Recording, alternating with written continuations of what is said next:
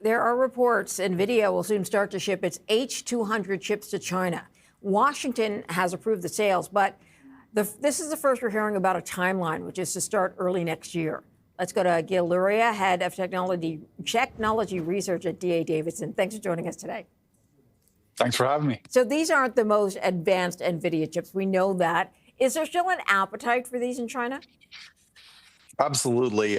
Really, all data center build-outs would love to get as many NVIDIA chips as they can, and that definitely includes Chinese companies that are trying to develop more advanced models for artificial intelligence and serve those models to a larger customer base. So really, any chips NVIDIA is making at this point have a customer. And that includes the H200s, which are really just one generation old. They're still very, very potent. And the Chinese customers, the Chinese companies, are very much interested in that delivery. The question is the Chinese government going to allow them to acquire these chips? We'll talk about that in just a moment. The early estimate hit from Nvidia was it was losing $5.5 billion when the Chinese market was locked out. Is that still how much business is expected from China? Have they changed that forecast? Well, right now they're forecasting zero sales to China. But realistically speaking, the Chinese market is about a quarter of the global market. So if they could serve that, that would actually be a lot more than $5 billion, even a quarter.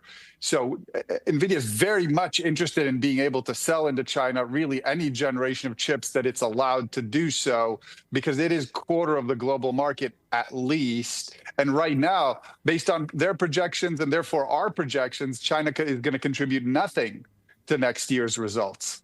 Okay, you touched on this.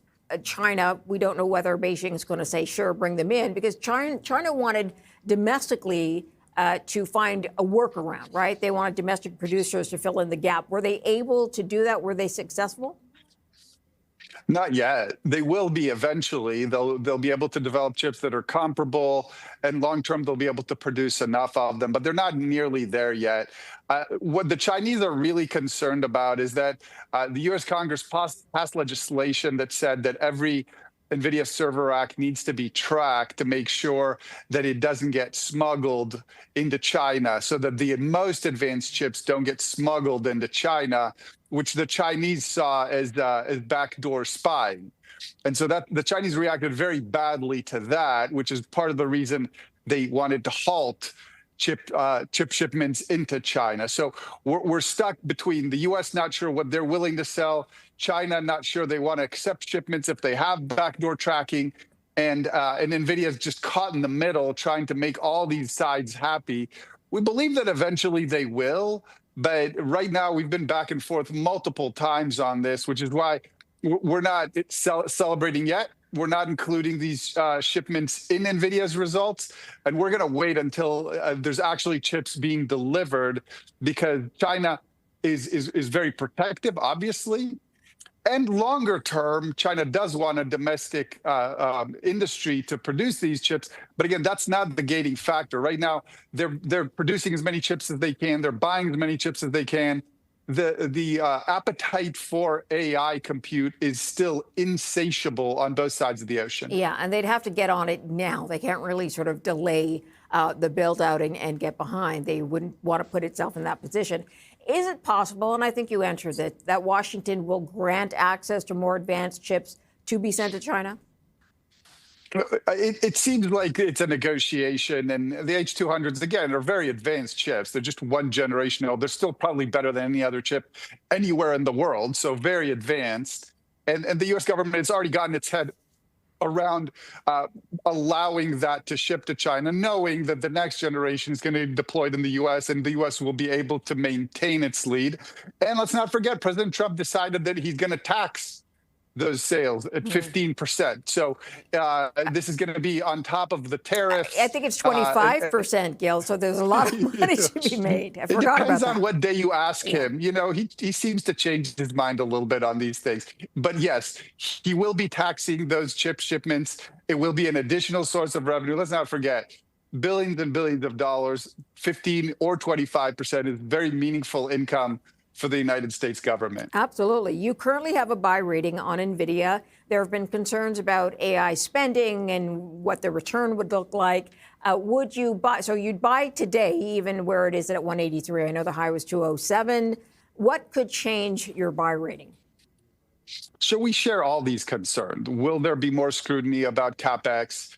Will there be a challenge to get the return on investment required? Competition from other chips, especially from Google's TPUs and Amazon's Trainium.